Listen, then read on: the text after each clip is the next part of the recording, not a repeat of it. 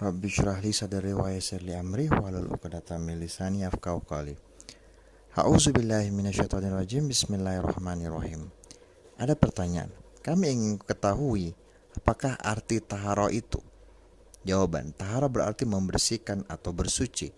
Menurut hukum Islam, tahara terbagi menjadi dua. Pertama, tahara maknawiyah, membersihkan hati dari perbuatan syirik dan bid'ah dalam beribadah kepada Allah, dan membersihkan hati dari rasa dendam, iri, hasad, benci, dan sebagainya dalam bergaul sama hamba manusia, sama hamba Allah yang tidak berhak mendapat perlakuan. Dua, tahara hissiyah, membersihkan anggota badan. Tahara ini terbagi menjadi dua jenis. Pertama, menghilangkan sesuatu sifat hadas yang dapat menghalangi sholat atau ibadah-ibadah lain yang menghendaki kesucian. B. Menghilangkan hubuts, benda najis. Oke, kita akan menjelaskan terlebih dahulu mengenai tahara maknawi, yaitu membersihkan hati dari perbuatan syirik dan bid'ah yang berkaitan dengan hak Allah. Tahara maknawi ini lebih penting di antara kedua jenis tahara karena ia merupakan landasan semua jenis ibadah. Ibadah seseorang dianggap tidak sah jika dikotori dengan syirik dan semua bid'ah yang dilakukan untuk mendekatkan diri kepada Allah juga dianggap tidak sah, sebab bid'ah bukan termasuk jenis ibadah yang diperintah Allah dalam firman-Nya, dan tidak ada yang menghalangi mereka untuk diterima dari mereka nafkah-nafkahnya, melainkan karena kafir kepada Allah dan Rasul. Nabi bersabda, barang siapa melakukan suatu amalan tidak atas perintahku, maka amalan itu tertolak. Berdasarkan nas di atas, seseorang yang beribadah disertai syirik akbar, maka ibadahnya tidak akan pernah diterima sekalipun ia mengerjakan sholat, puasa, zakat, haji.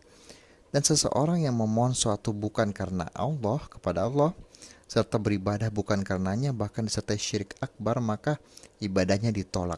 Dengan demikian pantaslah Allah menyebut orang-orang musyrik sebagai orang najis. Allah berfirman, hai orang-orang yang beriman, sesungguhnya orang-orang yang musyrik itu najis, maka janganlah mereka mendekati Masjidil Haram sesudah tahun ini. At-Taubah ayat 28. Sedang Nabi menghilangkan sifat najis itu dengan orang-orang mukmin. Beliau bersabda, orang mukmin itu tidak najis. Hendaknya seseorang mukmin memberikan perhatian yang besar terhadap tahara maknawi ini agar memiliki kebersihan hati, dan hendaknya ia membersihkan hatinya dari beberapa penyakit hati seperti dendam, dengki, hasad, bermusuhan, benci terhadap sesama mukmin yang bukan merupakan akhlak terpuji. Oke. Tahara hissiyah. Tahara jenis ini terbagi menjadi dua macam. Pertama, menghilangkan sifat yang dapat menghalangi salat atau ibadah lainnya. Maksudnya membersihkan hadas kecil dan hadas besar, yakni dengan membasuh anggota tubuh. Wuduh yang 4, apabila hanya terkena hadas kecil maka mandi jika terkena hadas besar.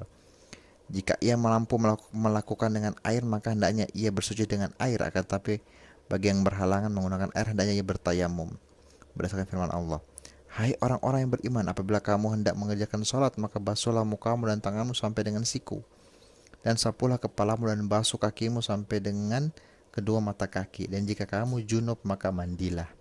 Dan jika kamu sakit atau dalam perjalanan kembali dari tempat buang air atau menyentuh perempuan lalu kamu tidak memperoleh air, maka bertayamumlah dengan tanah yang baik bersih.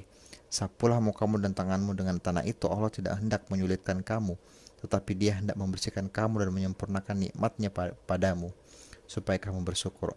Al-Maidah ayat 6.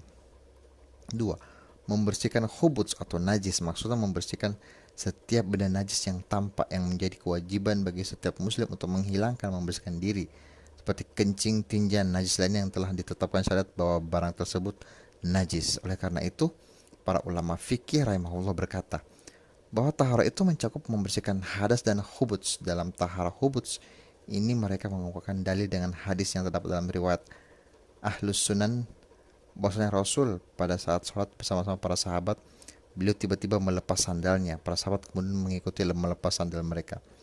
Setelah itu Nabi selesai mengerjakan sholat, beliau bertanya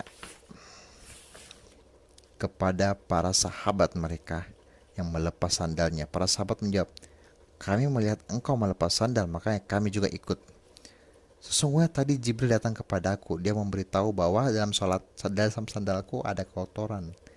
Yang dimaksud kotoran dalam hadis ini adalah benda najis. Demikianlah keterangan mengenai tahara. Subhanaka Allahumma bihamdik, astaghfiruka wa atubu ilaik. Wassalamualaikum warahmatullahi wabarakatuh.